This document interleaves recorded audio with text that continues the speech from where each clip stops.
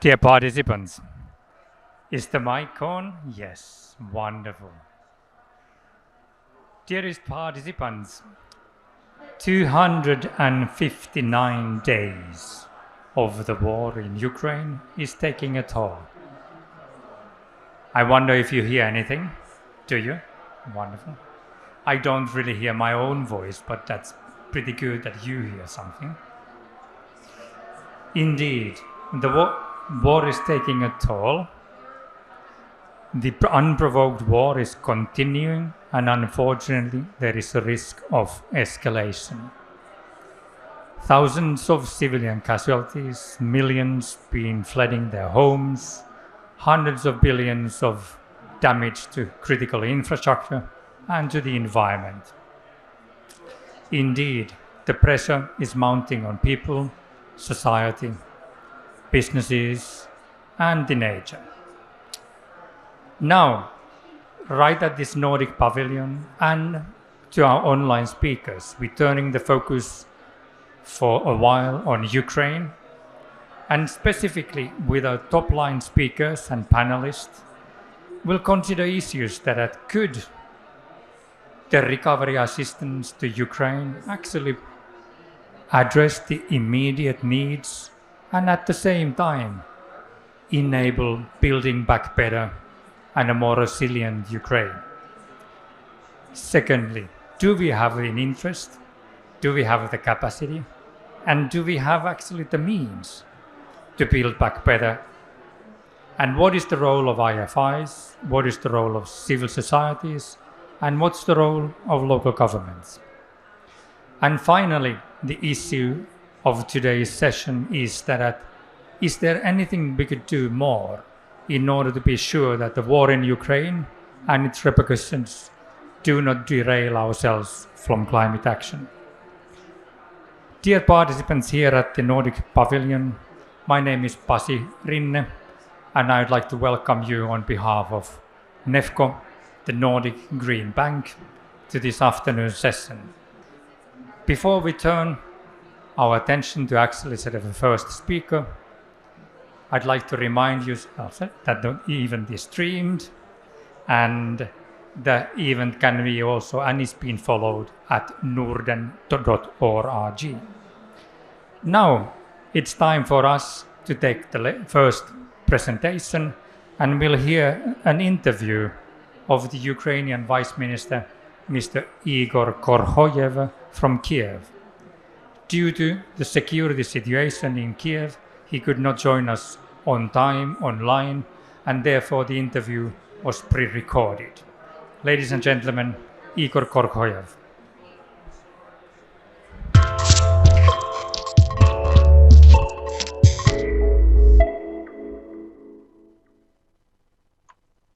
Vice Minister Igor Korkhovyi, thank you so much for joining us at the Conference of the Parties in the Climate Conference in Egypt. Thank you very much for inviting me. It is very pleasure to have this interview with you, and because NEFCO is our strategic partner. And for me, it is very important that we keep in touch concerning all of the important issues, especially rebuild of Ukraine, modernization of our country, and of course, its European integration. Vice Minister Korkhovyi, the government of Ukraine launched an early version of the National Recovery Plan already at the Lugano conference in June. Many of us have gathered here in Egypt today are familiar with this document and how the government actually and the number of organizations contributed to that and put that together. And many of us are already providing or in the process of providing assistance to Ukraine along the lines of the National Recovery Plan. Today, Vice Minister Korkhovyi, how would you describe in a nutshell the current most essential priorities of your government in terms of recovery and reconstruction? Thank you for this question. First of all, the key tasks for the government right now is to hold the general situation, especially economic and social one, and to fulfill all of the necessary obligations. We generally have a three stages approach to our well-being. So the first stage is how the country should exist during the martial law. And the basic tasks here is to actively and properly react to all of the emergency crises, and also for the government to hold the social and economic situation. The second phase is concerns about the rapid recovery when the war will stop. So the idea is to renew the basic facilities, the basic services for the population to get back to those territories that are deliberated. And the third phase is so-called Marshall Plan. It is much more about the modernization of the country, reforms implementation, and about the future. So for this moment of time, the key task also of the government is to rebuild that facilities that can be rebuilt for people to exist. So all of these stages, they are going a little bit in a parallel way. So we are not waiting, for example, when the war stops and then we will start rebuild something. No, we already rebuilding those facilities that can be rebuilt and those that are necessary to rebuild. The general approach was announced by the president: build back better. And this approach, it is in line with the key European and global initiatives as green and digital. So the recovery itself should be more effective, more efficient, and it should lead Ukraine to the modern state. Thank you. And one of exactly the outcomes of the Lugano conference and the subsequent donor conferences have particularly called for the recovery process to pay respect to sustainability, which you already mentioned, and that the recovery should be aligned with the Sustainable Development Goals and the Paris Agreement. This is, of course, very much of interest of many of us gathered here today, and many of those organizations that are already providing support to Ukraine, not least the European Union. Vice Minister Korkhovyi, how do you see today the value of sustainability and the exact need for green transition? And is the recovery planning moving ahead to build back better? First, as I mentioned in your previous question, build back better, that's a general principle that includes the green transition as the key pillar. So the key issue and the key idea that everything that should be rebuilt, renewed, reconstructed, modernized, it should be more climate neutral, it should be more efficient, and also it should be more user-friendly. When I'm talking about more user-friendly, I mean the more accessible to the people. So the person, the Ukrainian, it is within the center of this idea, rebuild back better. And also the key task concerns not only the physical infrastructure, it also concerns the necessity to eliminate the impacts on the nature by the war. So in the long-term perspective, Ukraine should be green and net zero, with the net zero economy. So all of the facilities, all of the buildings, all of the infrastructure, especially communal one, that is right now using a lot of the fossil fuel, it should be as effective and as efficient as it can be due to the request of the time. And the vision itself, it considers that in future, while modernizing Ukraine, we will receive more efficient economy, we will receive more climate neutral economy, and also we will receive a key complementary part of the whole European Union that will be in line with the general key tasks and general key principles of the development of the European continent. Before February 22, many of the local governments in Ukraine were actively already working on territorial development, improving municipal infrastructure, and many cities and municipalities were also working towards the Paris Agreement goals. Now, many of these cities, of course, face that critical infrastructure is damaged, demolished, and must provide energy, water, food, health services, education to their citizens, but also to a large number of internally displaced people. Vice Minister Korkhovyi, communities, territorial development. How do you see the role of local governments and municipalities in this reconstruction process? And what kind of a support would be needed for them, for the local governments, for the communities to adapt to the situation, become more resilient, and getting back on their feet, and even build back better?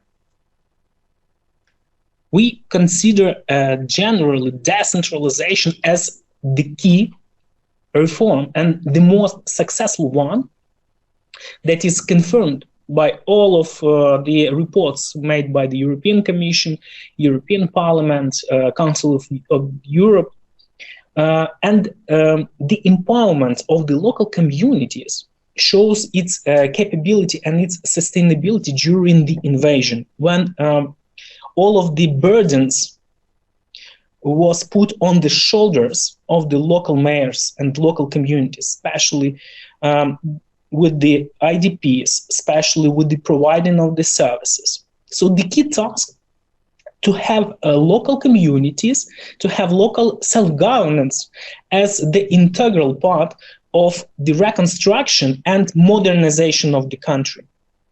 And here the government sets the following tasks. First, we need to conduct decentralization and to finalize with the fixing all of the necessary provisions in the constitution.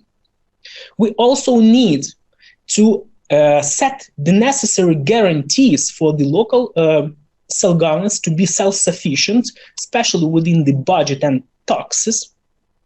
Also, we need to develop the capacity of the local communities and local managers to properly manage the future renovation and modernization projects. And also, the system itself should be transparent and accountable to the citizens. So the restoration, construction of the temporary housing, the modernization of the communal infrastructure, that would be the key priorities for the local communities. And here we consider that the role of such financial institutions like NEFCO is the principal one, because NEFCO has very good relations with the local communities and very good history of building these relations and a bunch of implemented projects. And we consider that also NEFCO would be a very important partner within this development scope that I mentioned. Thank you. Many countries and institutions have already pledged their financial support towards the reconstruction. And the Ukrainian government, cities, and the civil society in Ukraine are working together actually to updating the national recovery plan. Transparency, appropriate accountability, and anti-corruption measures are of importance to both the national and to international partners in this case. What's the management structures and processes, as well as the coordination functions in place or to be put in place to ensure that these funds would be then properly used? The proper usage of potential investments for the recovery are principal. And that are the messages that we hear not only during Lugano conference, but we always hear it from our international partners. In this case, it is very important the involvement of a broad network of the stakeholders. It is very important to guarantee that the procedures, the compliance procedures, would be set, developed, and approved by all of the stakeholders of this renovation. Also, it is very important to use the digital instruments, because, as you know, Ukraine has already proved that the digital transformation is a feature of Ukraine. And also, it is very important to guarantee that the procurement will be effective, transparent, and accountable. We have already the digital platform Prozoro. So in this case, the procurement system also should be looked at different way and a different point to understand in which way it can be adjusted to respond to the main questions, accountability and transparency. And also it is very important to have the external monitoring bodies, different reform offices, different monitoring committees.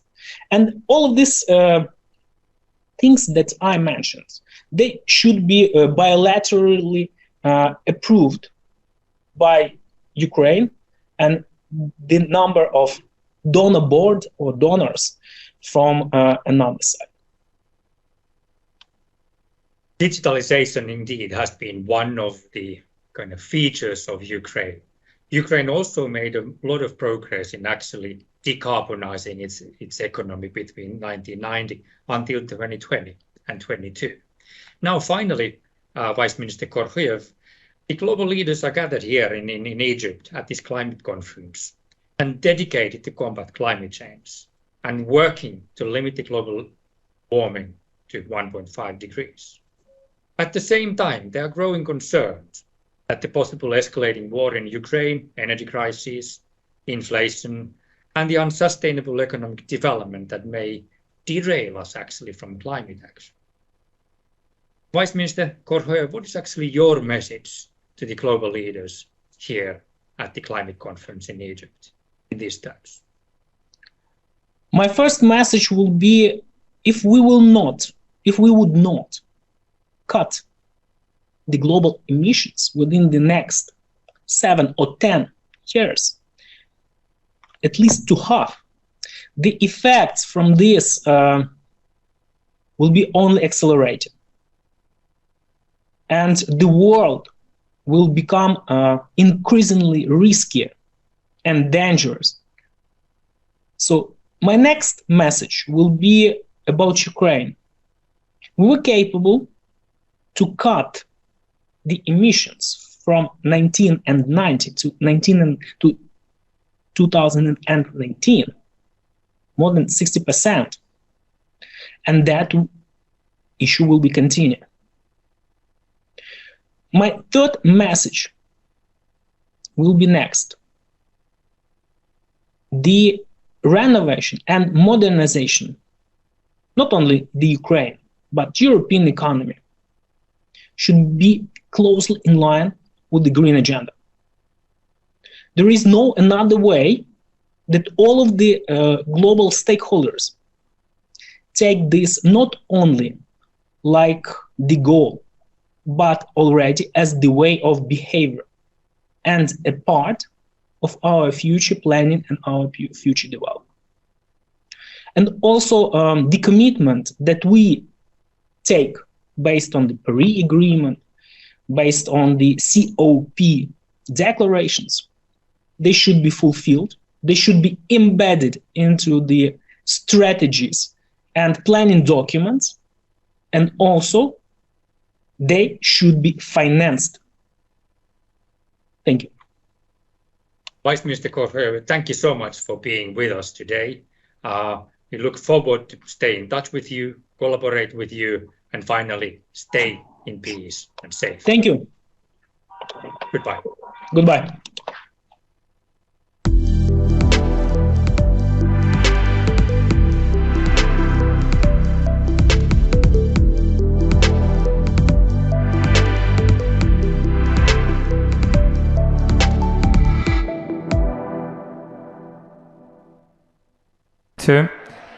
So, Ukraine fights for its freedom, continues fighting for its independence.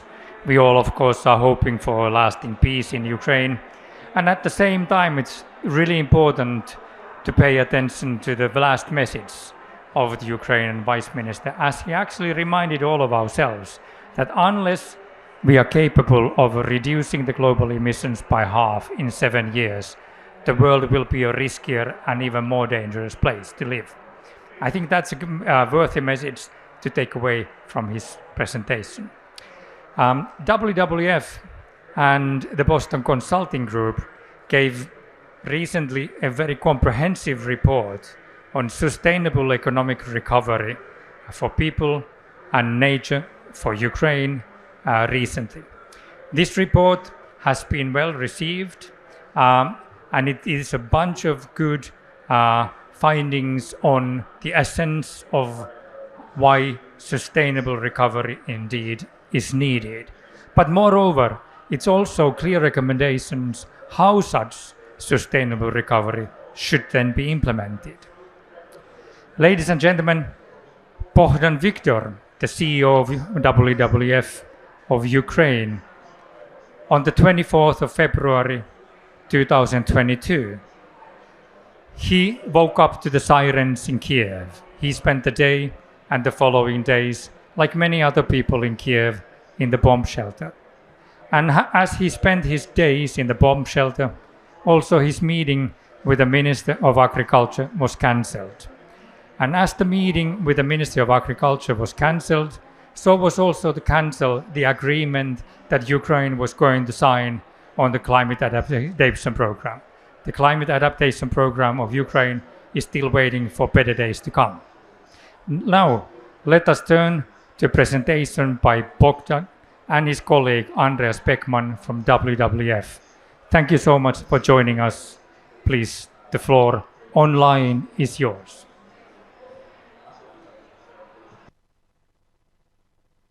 Just please confirm that you hear me properly.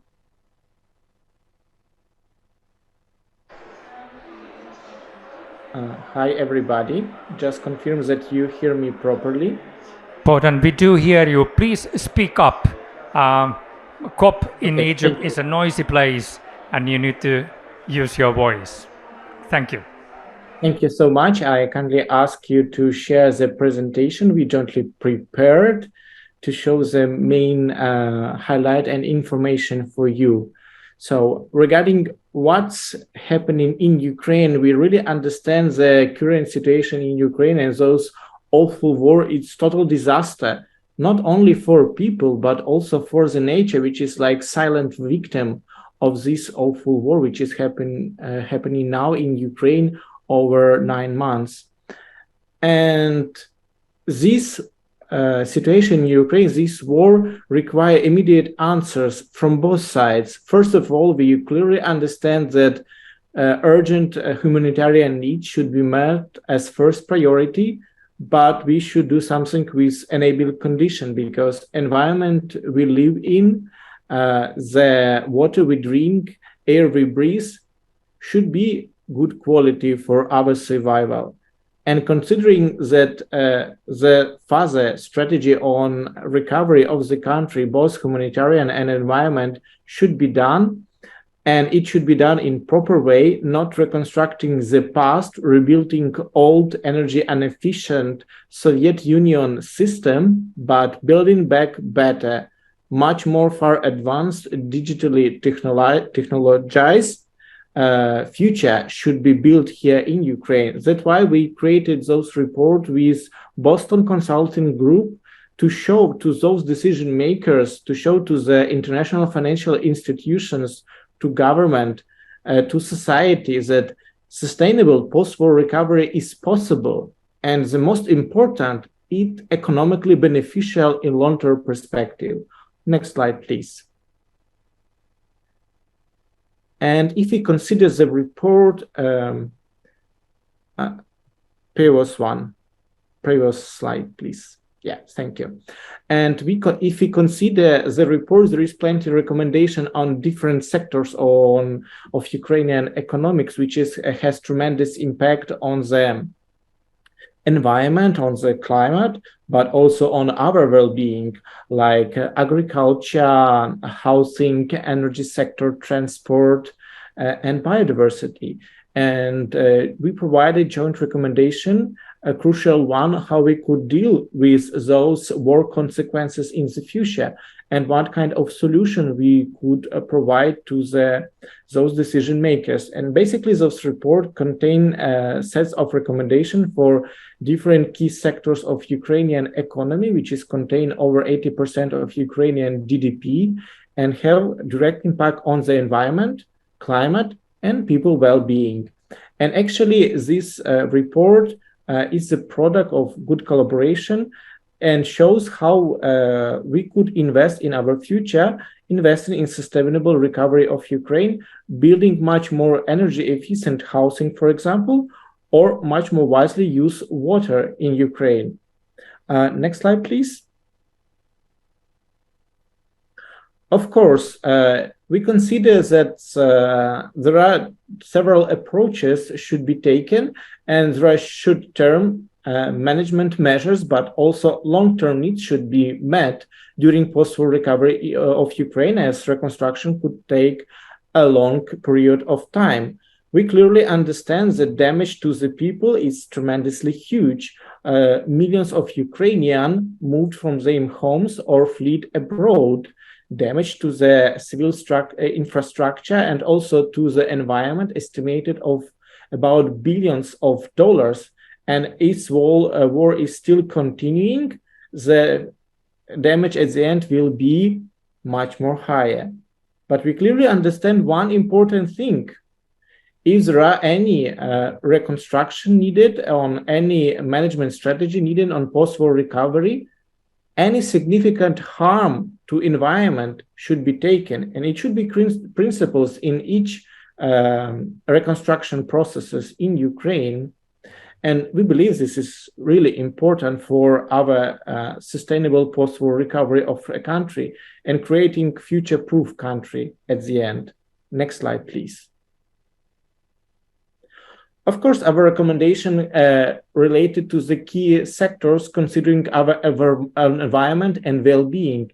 And we clearly understand that in nature, everything is connected. You could not have clean and healthy water if you don't preserve forest or you have a proper agriculture system in the country.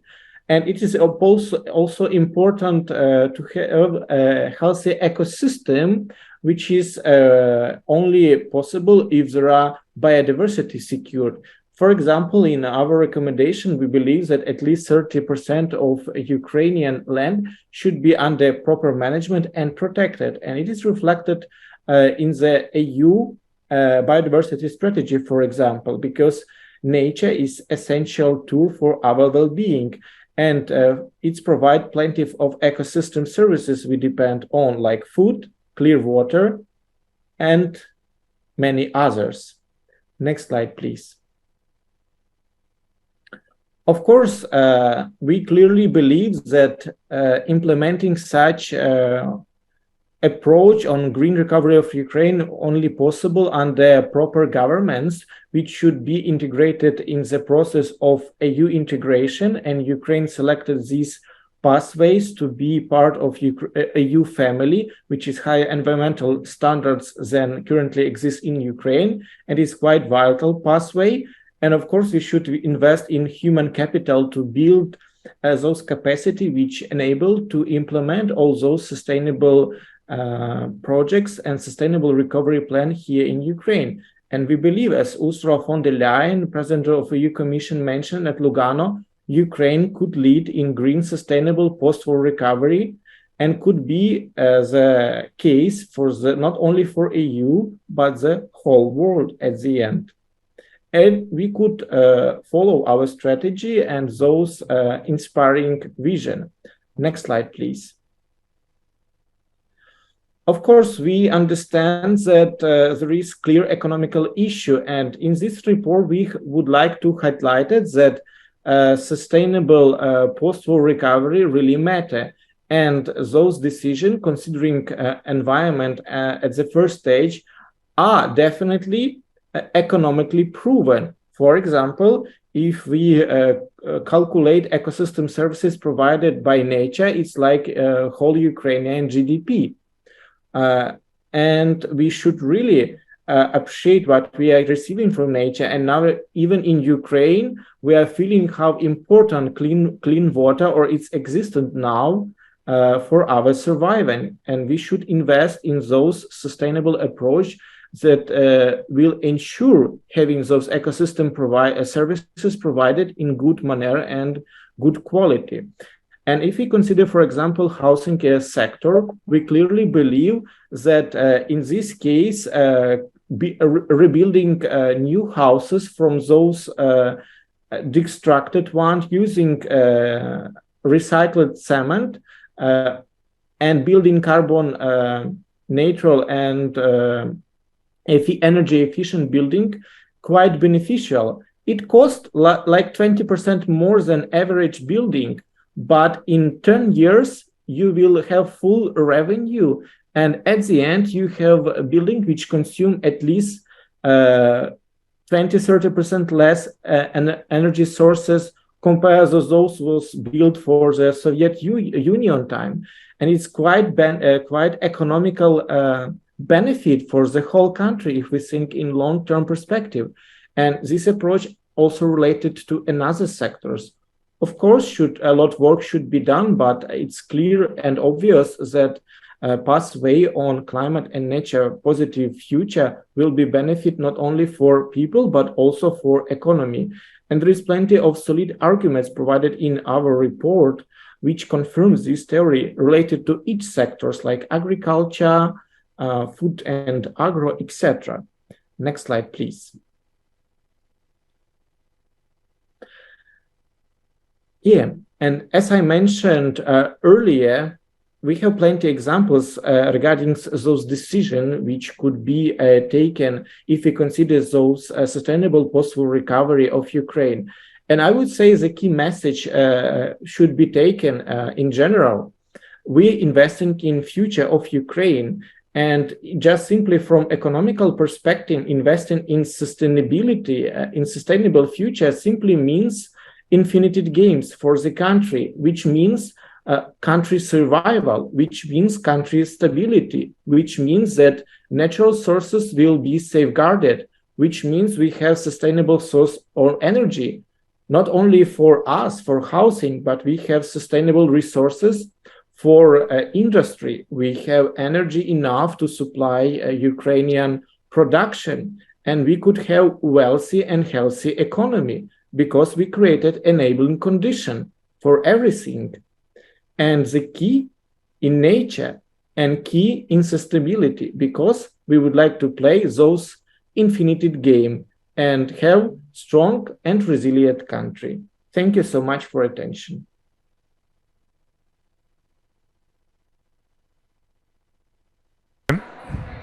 Thank you, Bohdan, very much for your presentation. The report indeed is absolutely comprehensive and well received for a reason. The 185 billion, the value of Ukrainian ecosystem, is not only important for Ukraine, but for us globally, as Ukraine is one of the largest exporters of wheat and other grains and oilseeds. I'd like to give an opportunity to anybody in the public if you had a question or two to Bohdan at this stage. If no, Bohdan, is there any questions to Bohdan and his team? If not, we're moving on to the next stage in our program, and I'd like to invite the panelists. The panel discussion is an extremely interesting group of people who have all a significant insight to the very issue, are engaged, and the organizations have a lot at stake on this very matter. While Yevgeny and Trond are getting their acts together there on Teams, on Zoom, I'd like to welcome Francis Malish to join me here on the podium. Dear participants, Francis Malish is the Managing Director of EBRD Financial Institutions. In his previous position, he was responsible for EBRD's operations in Central and Eastern Europe and actually oversee the establishment of EBRD's operations in Ukraine. So it's really a pleasure to have you with us. Thank you for joining. Thank you for having me. Good. And I'd like to sort of start our panel discussing by asking Francis that now that the war in Ukraine, in many of our minds, is actually risking ourselves to derail our focus on climate action. You work with financial institutions, the clients of yours. How are they affected with the price of money, and is that having a repercussion on the climate action? Well, they are clearly affected. It's not just the price, it's also the availability, actually. We now start seeing, since the war has started, some clients have gone to market with the same sort of transactions 1 year. Okay. And we see that the margins that they have to pay to get their transactions funded are 3 times higher. The tenor that they can get from the market are reduced, sometimes by half, sometimes by more, but demand is not there. So demand has evaporated. Demand has gone from, say, for a 200 million transaction, you used to get 600 million of demand a year ago. For the same, you now barely have the 200 million that you can find on the market. So all of the clients are affected. All of the countries, from say the Baltics to Bulgaria, which you maybe could call the new frontline states beyond Ukraine, from a financial standpoint, they're all affected. Of course, Ukraine is very, very affected. The financing needs of Ukraine are absolutely huge. The situation of Ukraine is extremely dramatic, but the financial markets have taken flight out of the whole region. And yes, this could derail investments for the energy transition, just like the fact that honestly we are also delaying our own energy transition by reopening coal plants, for example. That also delays the transition.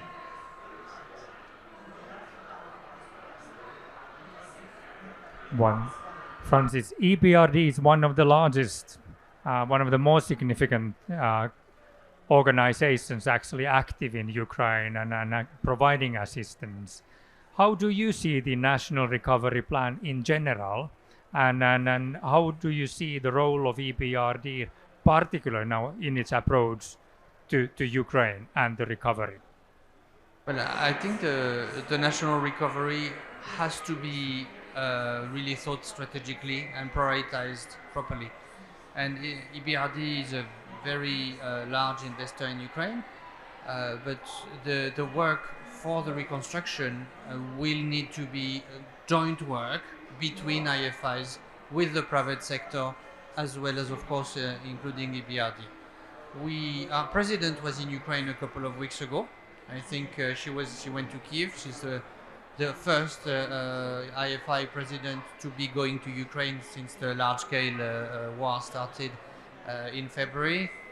We continue to work in Ukraine right now. We have deployed more than €1 billion of funding into Ukraine since the war started, primarily through working with state-owned firms like Naftogaz, like Ukrenergo, literally to keep the lights on in the country, through trade finance as well, to support the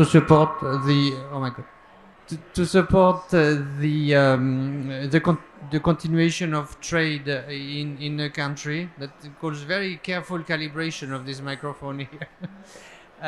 So to support the continuation of trade in the country, and also to support the agriculture sector, because agriculture needs to finance its inputs.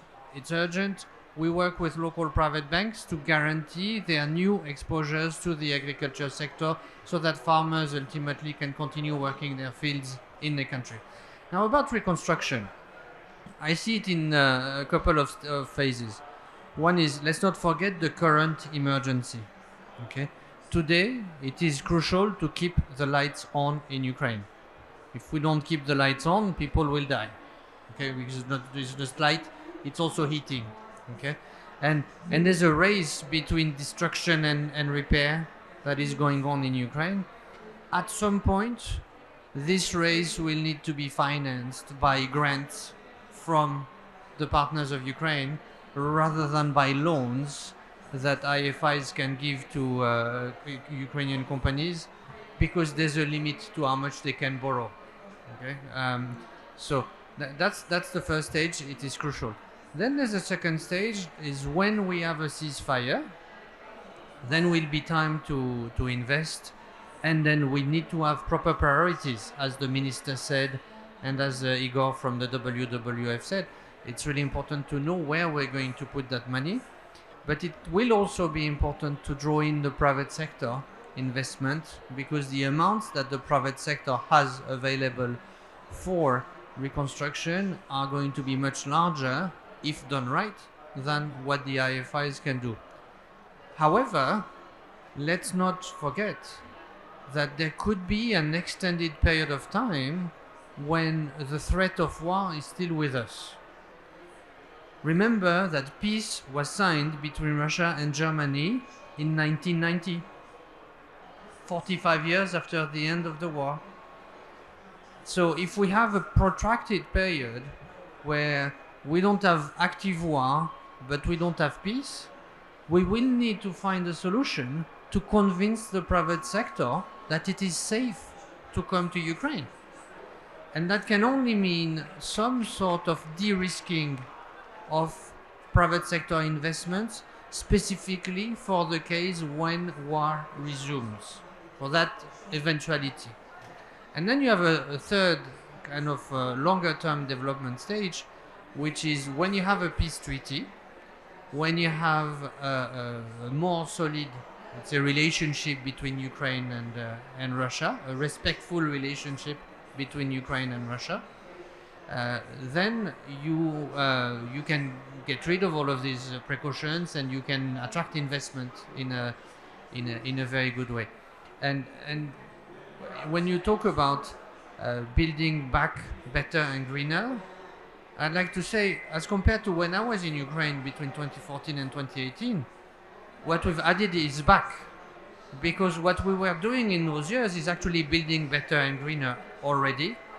And this war gives us an opportunity, creates, of course, tragedy and destruction, but this gives us an opportunity to build Ukraine in a way which would have been perhaps hard to build, or maybe harder to build without it, because the structure of the Ukrainian economy in the long term would have created a less competitive economy, because it was the infrastructure was very much focused on fossil fuels, because of these sorts of things. And now we have a chance to put Ukraine on a growth path which will be even better, because we start anew. We will start with new we'll start with new capacities, new technologies. So it's a chance for Ukraine to jump ahead of the pack. Thank you so much, Mr. Malic. You addressed a number of important issues, how to pave the way for private sector investments back to Ukraine, and how to at the same time address the immediate needs while looking at strategic longer-term resilience type of issues. I understand that the EBRD conducts also Green City program in Ukraine. Would like to explain a little bit of the rationale of that activity, please? Yes. So a few words about the EBRD Green Cities program. We started it in 2016. It now extends to about 50 cities in the world, and it has covered 75 different investment projects. We have 7 Ukrainian cities in the Green Cities program: Dnipro, Mariupol, Kharkiv, Kryvyi Rih, Khmelnytsky, Lviv, and Kyiv. Okay? And what the program is about is helping the city actually prioritize and plan itself into a low emission, sustainable city. So you start from a situation of a city which was not low emission, which was not as sustainable. Say Kiev had a lot of coal-fired or gas-fired heating. How do you bring it into a city from a transport standpoint, from a heating standpoint, from simply the layout of the city, the planning of the city, that is nicer to live. And one of the colleagues said we have to have a user-friendly recovery. We want to have user-friendly cities with the Green Cities program. Cities where it is good to live. So that's what the program is about. And it works with the city, all of the stakeholders in the city, to build better cities to live. And the program is still ongoing right now. For example, of course, it's been suspended in places like Mariupol. But in Khmelnytsky, for example, we are working on a plan to continue improving the city and also integrating the need to welcome internally displaced people in the city, and how you, in the short term, make it a more sustainable, easier to live experience for people that have been displaced by the war. Thank you so much, Mr. Malish. Now I would like to invite our guest, Yevgeny Zazyatko from the Eco Action to join us. Yevgeny is the head of climate department at the Environmental Initiatives Center. And I hope that we can have Yevgeny here on screen with us in a second.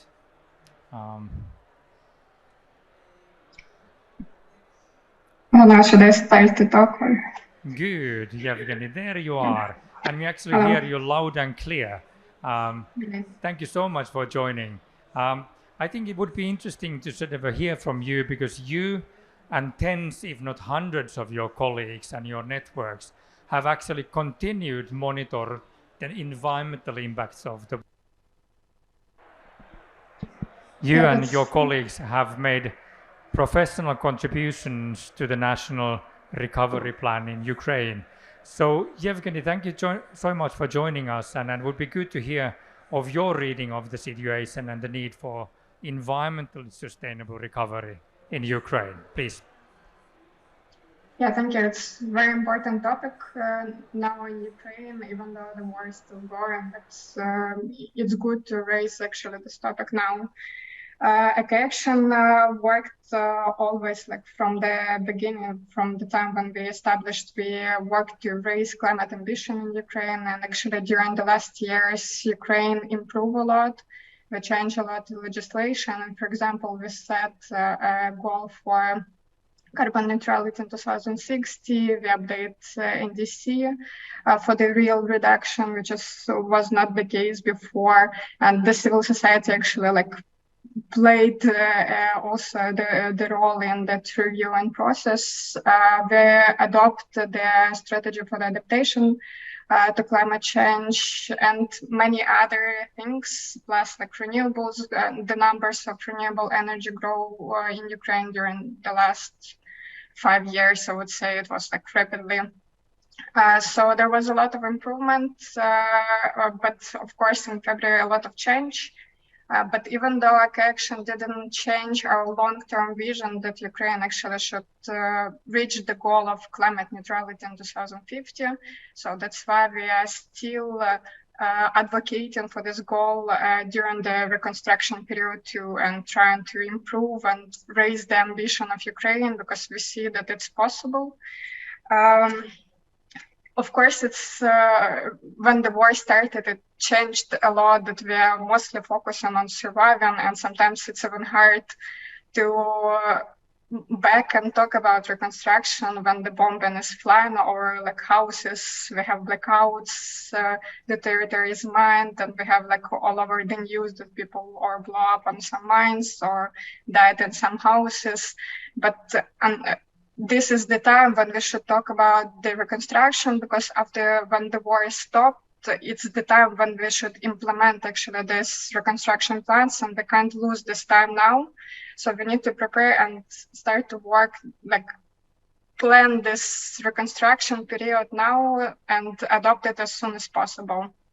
So that's why civil society is involved as much as we can in this process. Of course, it a lot depends how the government is open, but we do as much as we can to participate and to show the view of civil society in Ukraine. How do we see the reconstruction period?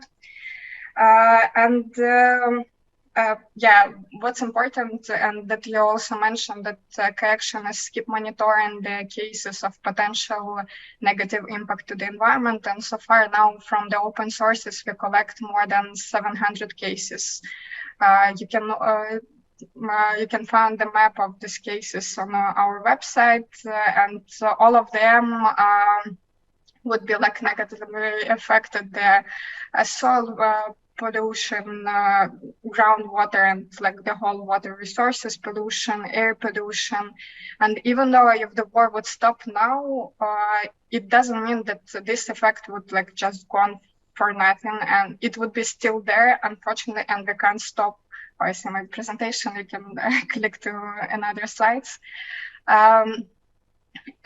Unfortunately, we can't, even if the war would stop now, so the effect from the environment we would see even later, like, and from some experience, even after the World War, for example, in France, there is still closed territory because they still polluted because of the bombing. So we need to know that the impact from the environment would be huge on us, on our health, and we need to be ensured that actually this impact is reduced as much as it's possible, and it's not affected. Like, we had enough losses because of this war, so we don't want to have more losses because of the environmental consequences in the future.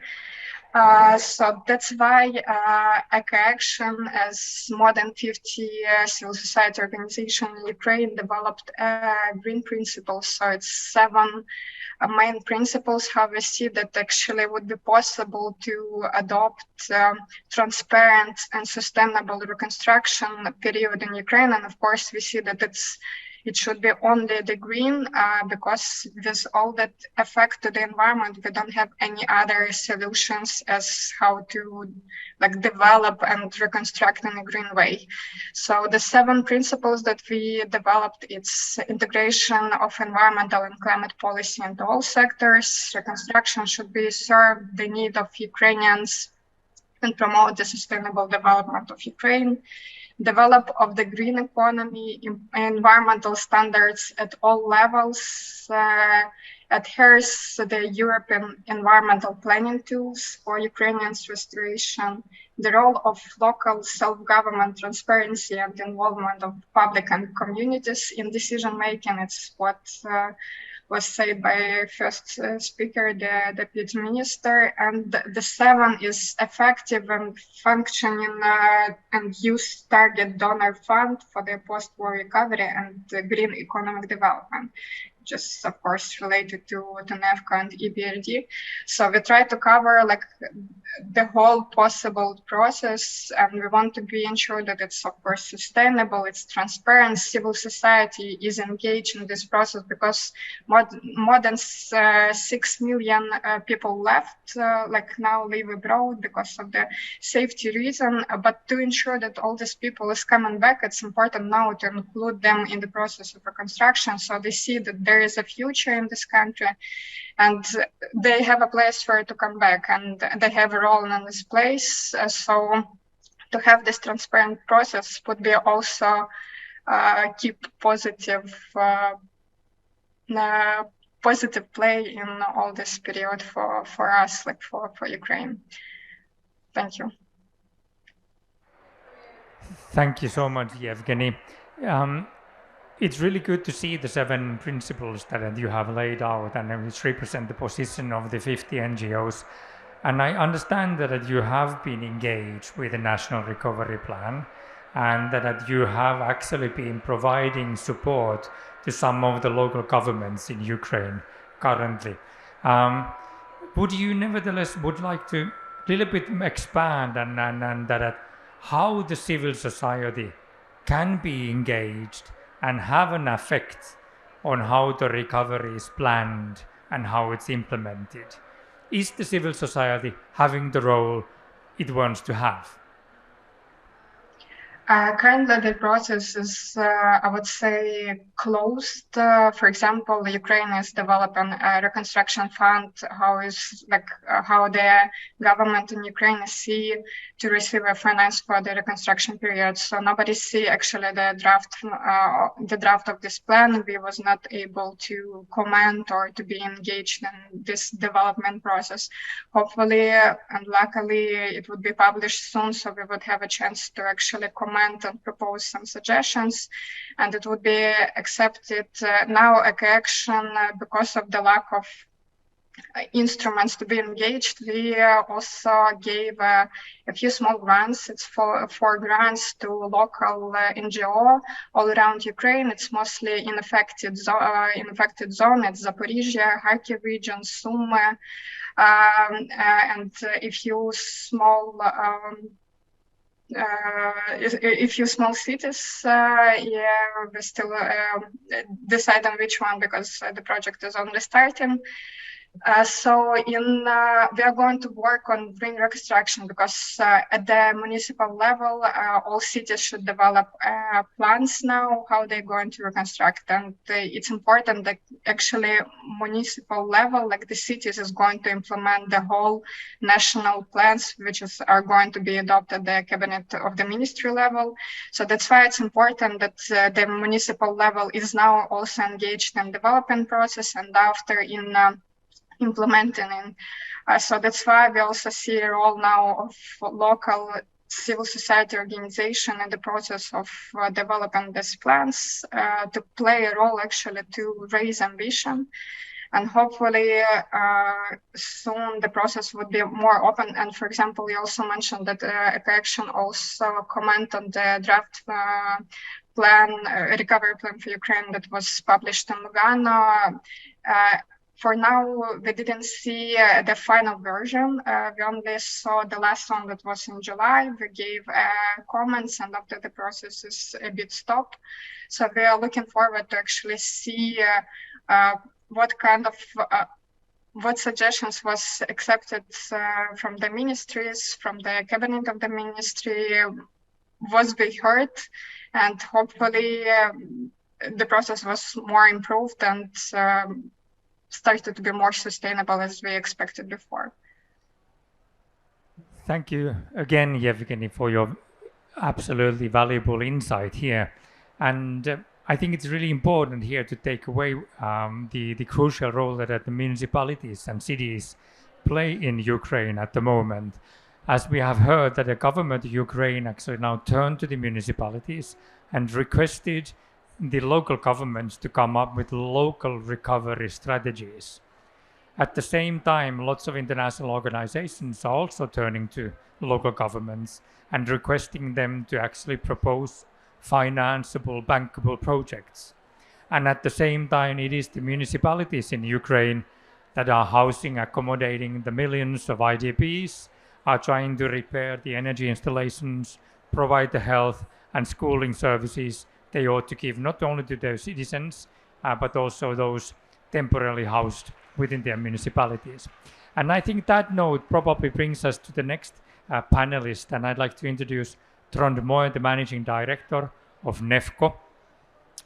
NEFCO is the Green Bank, the Nordic Green Bank, and let us see if Trond, we can actually hear and see you here online.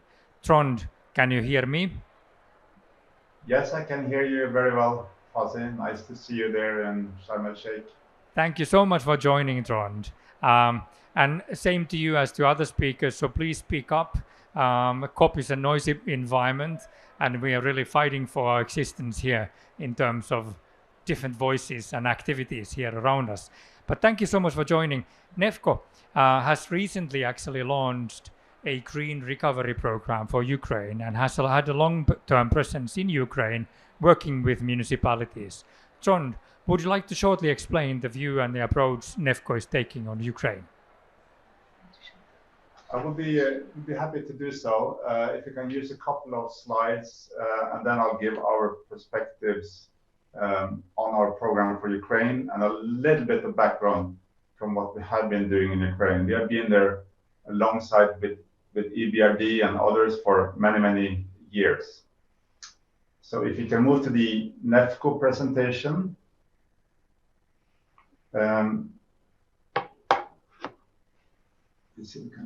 Yes, and the next slide. Yes, thank you.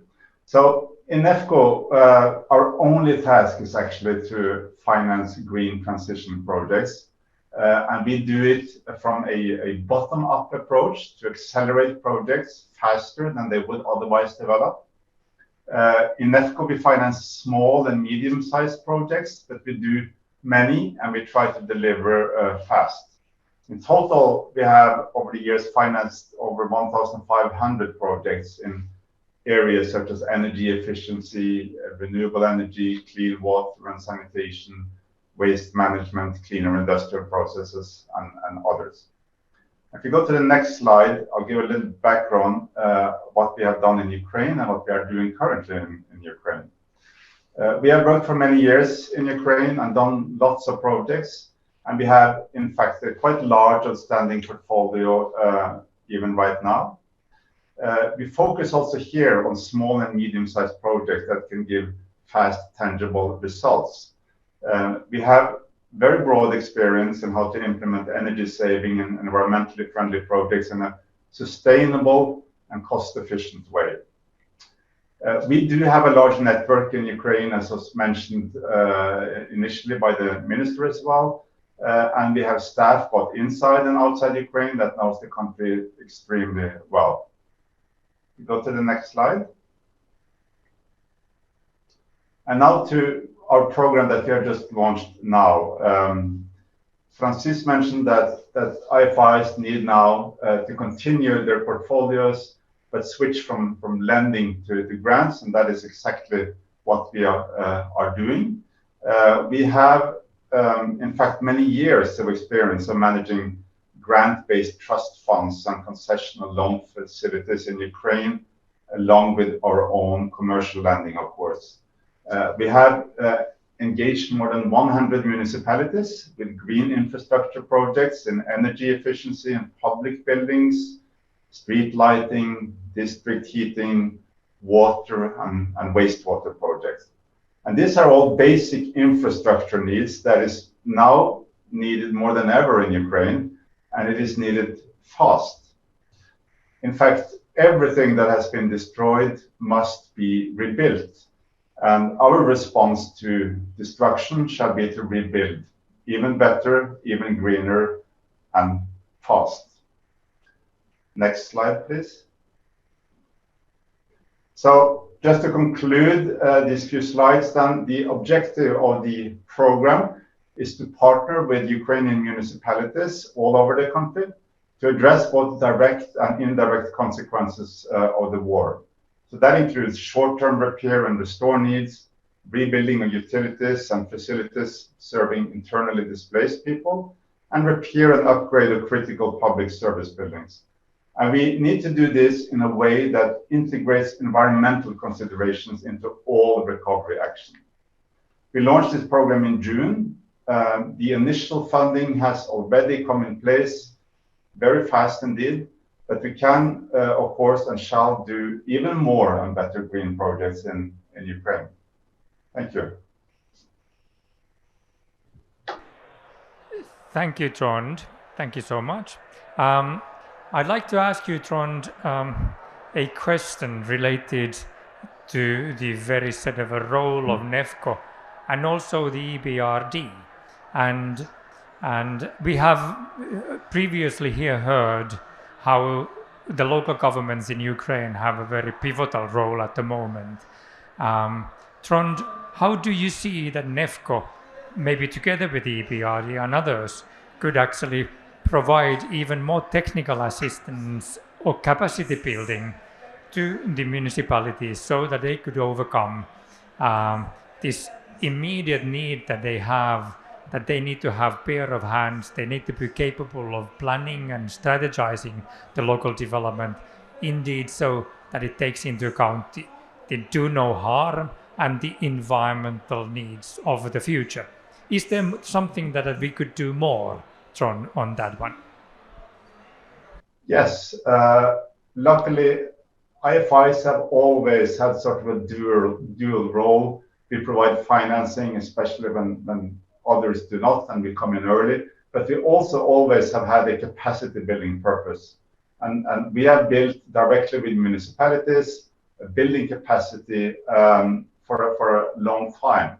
But right now we need to increase this element. So it's important that the grants that are being provided also come with quite solid capacity building projects.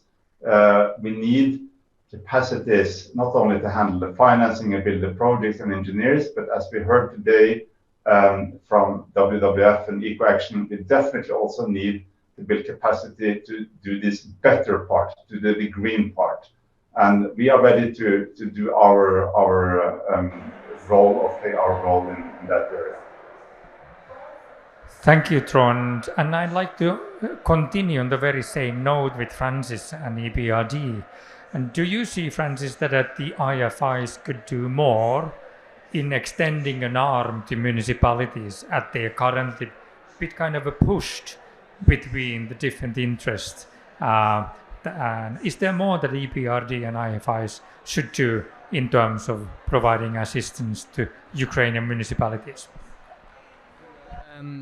There's always more you can do, and we certainly should. I mean, one thing we should certainly do more is continue to cooperate with the other IFIs, because there's an immense task ahead, and we need to. The more coordinated we are, the more we can target to achieve a maximum impact. And so it will take a lot of dialogue among the IFIs and with the municipalities as well. Now, the other thing to keep in mind is the capacity.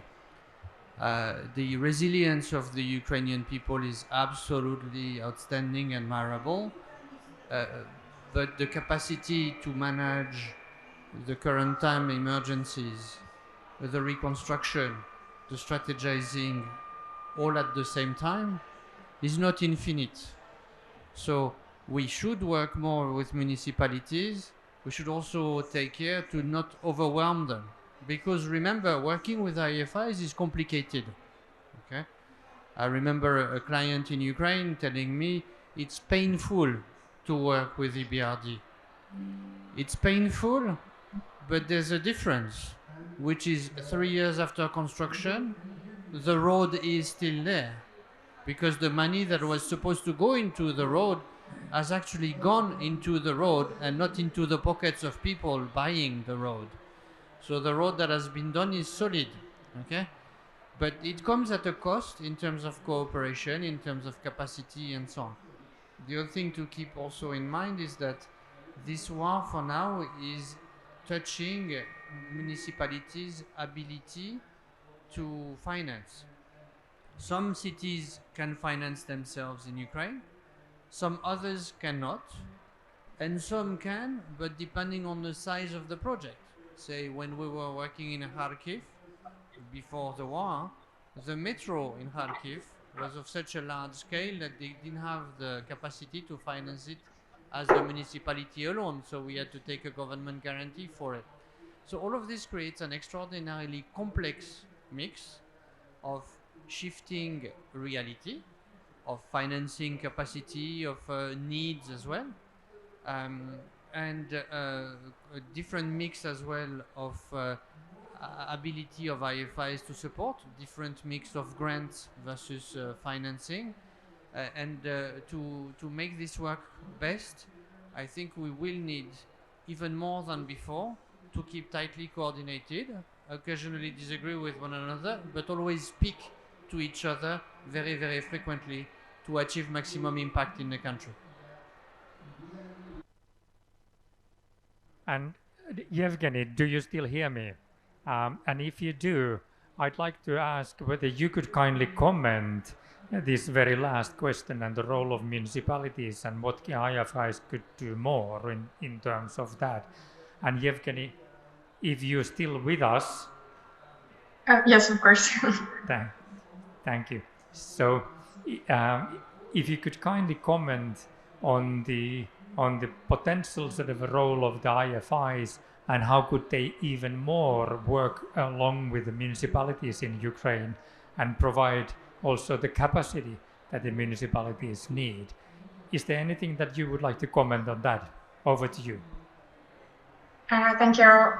I think it was very important to mention about the transparency, and so this process should be transparent, and the reporting and how the finances used and it should be publicly available. So I think it also can provide less risk to any corrupted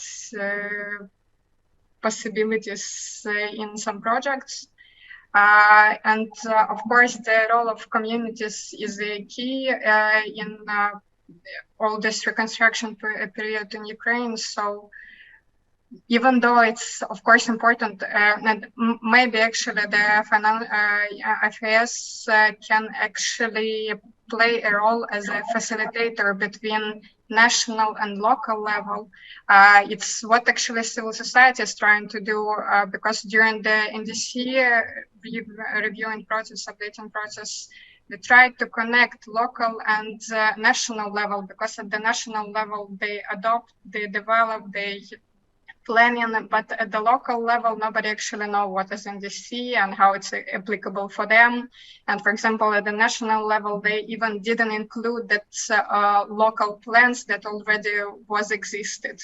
So it was like two separate processes. And now there is also a risk that the municipalities local level is going to develop these local plans for the reconstruction, and we also have a national plan for the reconstruction, but what the connection between them? Are they related to each other? So maybe one of the ideas can be like a role that could be played as a facilitator between them, and in all these projects, like try to include, I would say, three main stakeholders. It's national government, it's local municipalities, and civil society, because usually civil societies bring like more ambition. We had a connection to like new technologies, to the expertise, to international experience also. So we actually, and we also can explain, because it's usually like at the local level, there is not enough resources, understanding capacities to actually follow the whole processes. So actually civil society can also play a role, and it's important to be a part of this process too. Thank you. Thank you, Yevgeny. Unfortunately, the last part of your reply was somewhat unheardable due to technical difficulties here at the pavilion. But nevertheless, I think our time for the session is coming to an end. And I think that the purpose of this session was kind of clear. And the aim that we set ourselves, that we wish to, with this session, to kind of showcase that there is a true interest from a number of donors and international organizations to both provide the immediate assistance and a longer-term reconstruction help to Ukraine. And secondly, that we have an extremely sort of a different situation from many of the other conflict or post-conflict situations, in that actually we do have a lot of knowledge. We have knowledge holders. We have already comprehensive scientific reports produced on the issue of the environmental impacts of this ongoing war. And we do already have a blueprint showing that how the recovery should be conducted, so that actually not only meets the current sort of environmental issues, but so that it's also Paris aligned. And finally, perhaps the more important aim of this session, very much highlighted by our elegant speakers, was that the conflict in Ukraine shall not derail ourselves from the climate action, but on the contrary, it should be one of the reasons that we take this conference very seriously. We nail down the sort of goals and we go and implement. Otherwise, the peace, the lasting peace in Ukraine would not be worth. Thank you so much for your participation. Thank you so much for your Nordic Pavilion staff and persons contributing to this and making this possible. I really would like to thank Francis for joining me here on the podium. Big hands to Francis. And to Trond, to Bohdan, and to Yevgeny for joining us online. Despite a little bit of the technical difficulties with the Wi-Fi and with the audio equipment, I think we did our best, and I hope that you enjoyed. Thank you so much. Goodbye.